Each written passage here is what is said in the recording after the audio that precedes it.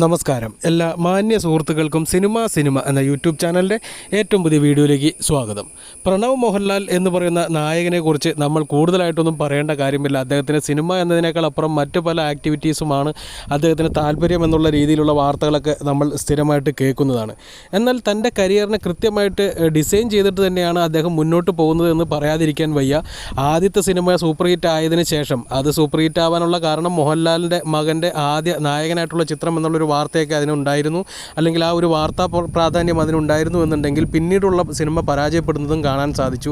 അതിനുശേഷം വലിയൊരു ഹിറ്റോടുകൂടി അദ്ദേഹം തിരിച്ചു വരുന്നു. പിന്നീടും ചെയ്ത പടവും വലിയ ഹിറ്റായി മാറുന്നു.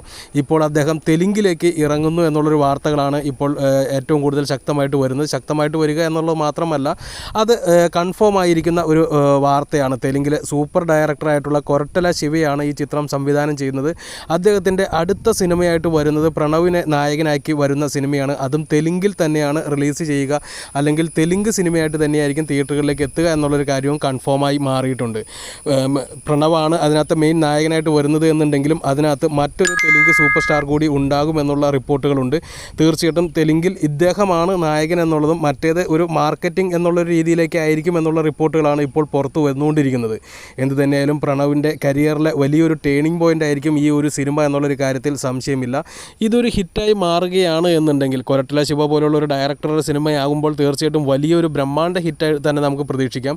അങ്ങനെ ഒരു ബ്രഹ്മാണ്ഡ ഹിറ്റായിട്ട് ഈ ചിത്രം മാറുകയാണ് എന്നുണ്ടെങ്കിൽ ഒരു പാൻ ഇന്ത്യൻ ലെവലിൽ തന്നെ അറിയപ്പെടുന്ന ഒരു നടനായിട്ട് പ്രണവ് മാറിയേക്കും എന്നുള്ളതും കൂടി ഈ ഒരു അവസരത്തിൽ നിങ്ങളോട് പറയാൻ ആഗ്രഹിക്കുന്നു. എന്തു തന്നെയാലും അദ്ദേഹത്തിൻ്റെ മലയാള സിനിമയ്ക്ക് വേണ്ടി എല്ലാ മലയാളികളും കാത്തിരിക്കുകയാണ്. തീർച്ചയായിട്ടും പ്രണവ് മോഹൻലാൽ അധികം വൈകാതെ തന്നെ മറ്റൊരു മലയാള ഹിറ്റുമായിട്ട് നമുക്ക് മുന്നിലേക്ക് എത്തുമെന്ന് തന്നെ പ്രതീക്ഷിക്കാം. എന്നാൽ അതിനു മുമ്പായിട്ട് ഈ ചിത്രമായിരിക്കും തിയേറ്ററുകളിൽ എത്തുക എന്ന് തന്നെ വിശ്വസിക്കുന്നു.